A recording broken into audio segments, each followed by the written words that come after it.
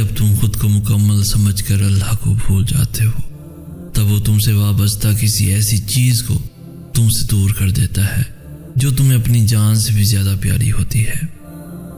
وہ تمہاری ان روتی ہوئی آنکھوں کو یوں ٹھنڈا کر دے گا جیسے اس نے یعقوب علیہ السلام کی آنکھوں کو ٹھنڈا کر دیا تھا۔ وہ تم تک ہر کھوئی ہوئی چیز یوں واپس لے آئے گا جیسے وہ اندھے کنویں سے یوسف علیہ السلام کو نکال کر یعقوب علیہ السلام تک لے آیا تھا۔ کیا ہو سکتا ہے کیا نہیں، یہ سوچنا تمہارا کام نہیں، تمہارا کام بس دعا کرنا ہے۔ پھر دیکھو وہ ایسے معجزے لائے گا کہ تمہارے رونگٹے کھڑے ہو جائیں گے۔ تو تم بس وہ کرو جو تمہارا کام ہے، اور اللہ تو وہ کر ہی رہا ہے جو اس کا کام ہے۔ تم اس کی محبت کے رنگوں میں رنگنے کی کوشش تو کرو، پھر وہ تمہیں ان رنگوں سے محبت کرنا بھی سکھا دے گا۔ وہ زمین والوں کی بھیڑ میں تمہیں پھنساتا صرف اس لیے ہے تاکہ تم مدد کے لیے اس کو بار بار پکارو اور وہ تمہیں سنتا رہے۔ تم جو سب کے سامنے پھیلاتے ہو اس جھولی کو صرف اللہ کے سامنے پھیلا کر دیکھو۔ بس ایک وہی ہے جو اسے بھر سکتا ہے۔ کرم کرنا اور بھرم رکھنا اسے خوب آتا ہے، اور جب وہ مہربان ہوتا ہے تب وہ ساری حقیقتیں تم پر عیاں کر دیتا ہے۔ پھر وہ یا تو تمہاری رضا میں راضی ہو جاتا ہے یا تمہیں اپنی رضا میں راضی کر لیتا ہے۔ بس یقین کی پٹی ان آنکھوں پہ باندھ کر اس کے منتخب راستوں پر چل دو، پھر دیکھو اس کے ایک کن سے ہوتا کیا کیا ہے۔ اس کے معاملات بس وہی جان سکتا ہے۔ اس کے منصوبے تمہاری سوچ کے دائروں سے بہت وسیع ہیں۔ وہ تم پر سارے دروازے بند نہیں کرتا۔ اگر وہ تمہارے روبرو موجود دروازہ بند کرتا ہے تو وہ تمہارے پہلو میں موجود دروازے کو ہمیشہ کھلا رکھتا ہے، بس تم دیکھ نہیں پاتے۔ اللہ دعائیں پہلے قبول کرتا ہے اور توفیق بعد میں دیتا ہے۔ جب وہ مان جاتا ہے تب وہ تمہارے دل میں بھی اس کو منانے والی ساری ترکیبیں ڈال دیتا ہے۔ جب زندگی تمہیں بے ترتیب کر کے رکھ دیتی ہے تب اللہ خود تمہیں دعاؤں کو ترتیب دینے کا ہنر سکھا دیتا ہے۔ بس پھر صبر کرو اور دعا کرنا کبھی مت چھوڑنا، پھر دیکھو تم اپنی دعاؤں سے وہ بھی پالو گے جو تمہارا نہیں۔ اور اگر یقین رکھتے ہو تو حالات سے نا امید مت ہو، کیونکہ معجزے یقین والوں کے لیے ہوتے ہیں اور معجزے روز ہوتے ہیں۔ تو پھر ڈرو مت، تم جہاں کہیں بھی ہو اللہ تمہارے ساتھ ہے، اللہ تمہارے پاس ہے۔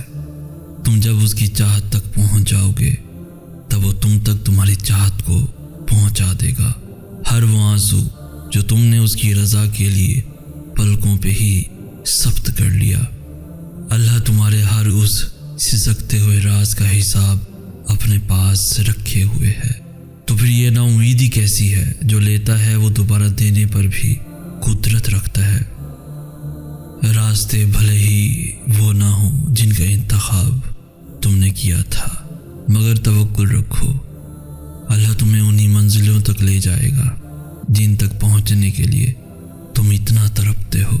تمہاری ہر دعا تمہاری چاہت سے تمہارا ایک قدم کا فاصلہ کم کر دیتی ہے، اور ہو سکتا ہے جسے ناممکن سمجھ بیٹھے ہو اس سے صرف ایک قدم کا فاصلہ ہی باقی ہو۔ اللہ تمہیں کبھی بھی خالی ہاتھ نہیں لوٹاتا، تم خود ہی نا امید ہو کر واپس لوٹ آتے ہو، کیونکہ تم انتظار نہیں کرتے ہو۔ وہ انتظار کے ذریعے تمہارا یقین آزماتا ہے کہ کیا اس کے ارادوں کو نہ سمجھنے کے باوجود بھی اس کے فیصلوں پر یقین رکھتے ہو۔ ممکن ہے کہ جو تم مانگ رہے ہو اسے ہی تمہارا مقدر لکھا گیا ہو، مگر اس کے ملنے کا وقت تمہارے سوچے ہوئے وقت سے مختلف ہو۔ بس کبھی کبھار وہ تمہیں اپنے قریب لانے کے لیے تمہاری سب سے پیاری چیز کو تم سے عارضی طور پر دور کر دیتا ہے۔ جس نے اس مٹھی کو بنایا ہی بھرنے کے لیے ہے، وہ اسے خالی بھی پھر کبھی نہیں رہنے دے گا۔ کبھی زندگی بھر کی ریاضتیں رائے گاں جاتی ہیں اور کبھی لمحے صدیوں کو جنم دے دیا کرتے ہیں۔ کبھی سمندر کی موجیں ساحل سے زندگی چھین کر لے جاتی ہیں، اور کبھی مچھلی پیغمبر کو ساحل پر زندہ اگل دیتی ہے۔ کبھی اہل علم کی ہزار دلیلیں پتھر دور کے انسان کو غار سے نہیں نکال پاتی، اور کبھی کسی فقیر کی ایک صدا افکار کی بنیاد ہلا دیتی ہے۔ مالک کائنات کے بھی اپنے ہی رنگ ہیں، اپنے ہی معاملات ہیں، جس کو چاہے جب چاہے جیسے چاہے نواز دے۔ اور جب صبر کرنے والے درد سے اللہ کو پکارتے ہیں تو وہ ان کے دلوں کو ٹھنڈا کر دیتا ہے اور انہیں ہر گھٹن سے آزاد کر دیتا ہے۔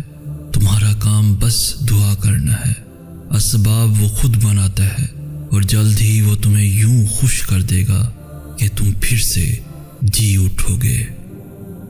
تمہارا یقین اور تمہاری دعائیں ہی تمہارے حالات بدلتی ہیں، اور جب اللہ تمہیں خود سے رجوع کرنے کی توفیق دے دیتا ہے تب وہ قبولیت کو تمہاری تمام دعاؤں کا مقدر بنا دیتا ہے۔ جب تمہاری ہر کوشش ناکام ہو جاتی ہے تب تمہاری دعائیں ہی تمہیں ان چیزوں تک لے کر جاتی ہیں جن تک پہنچنے کا تم تصور بھی نہیں کر سکتے۔ تو پھر یہ مت سوچو کہ جو مانگ رہے ہو اسے حاصل کیسے کرو گے، کیونکہ اس کا انتظام تمہارا رب تمہارے سوچنے سے بہت پہلے کر چکا ہے۔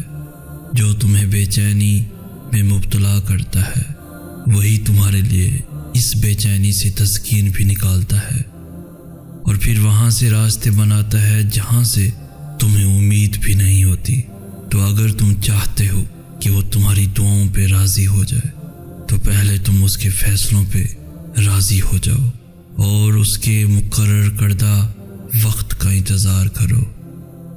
پھر بھلے یہ تمہارا وجود کرچی کرچی ہی کیوں نہ ہو جائے، وہ تمہیں پھر سے یوں سمیٹ دے گا جیسے تم کبھی بکھرے ہی نہ ہو، مگر خود کو سمیٹنے کے لیے یقین لازم ہوتا ہے، اور جب تم یقین رکھتے ہو تو اللہ تمہیں یوں سنبھال لیتا ہے کہ پھر تمہیں گرنے کا خوف کبھی تنگ نہیں کرتا۔ وہ جبار ہے، وہ ہر اس ٹوٹی ہوئی چیز کو پھر سے جوڑ سکتا ہے جس کا جڑنا تمہاری نظر میں ناممکن ہے۔ ٹوٹے ہوئے دلوں کا ٹھکانہ اللہ کے سوا اور ہے ہی کہاں، بس وہی ہے جو انہیں جوڑتا ہے اور ان زخموں کی مرہم بنتا ہے۔